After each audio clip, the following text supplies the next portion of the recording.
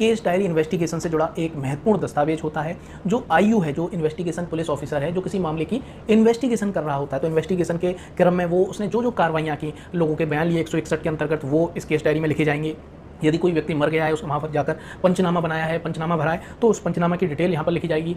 और मामला ऐसा है कि कई लोगों को यहाँ पर लाठी डंडों से चोट लगी है, तो कब किसका मेडिकल कराया गया, कहाँ भेजा गया मेडिकल कराने के लिए, वो इसमें डिटेल में लिखा जाएगा। उसके बाद यदि सप्लीमेंट्री मेडिकल रिपोर्ट आई है तो वो भी केस डायरी में मेंशन होगी। इस तरीके से यहाँ पर सबसे पहले केस डायरी में सबसे पहले लिखा जाता है कि किसी अपराध के कमिट होने की सूचना कब प्राप्त हुई, किससे प्राप्त हुई और उसने क्या क्या बताया, वो केस डायरी में लिखा जाता है। फिर उसके बाद जो इन्वेस्टिगेशन के क्रम में उसने क्या क्या कार्रवाई की गई, वो केस डायरी में लिखा जाता है। जैसे कि वो इन्वेस्टिगेशन के लिए किन किन स्थानों पर गया, जिन स्पॉट्स पर भी वो गया, वो यहाँ पर लिखा जाएगा। उसके साथ ही यहाँ पर टाइम लिखा जाएगा, किस दिन और किस समय वो वहाँ पर गया और कब वो वहाँ से लौटा, ये सब लिखा जाएगा। और लास्ट में ये लिखा जाएगा कि इन्वेस्टिगेशन कब खत्म हुई और उसके द्वारा क्या क्या सर्टेन किया गया, क्या तय किया गया परिस्थितियाँ, वो इसमें बताई जाएंगी कि यहाँ पर अपराध बनता है या नहीं बनता है, वो भी इसमें लिखा जाएगा।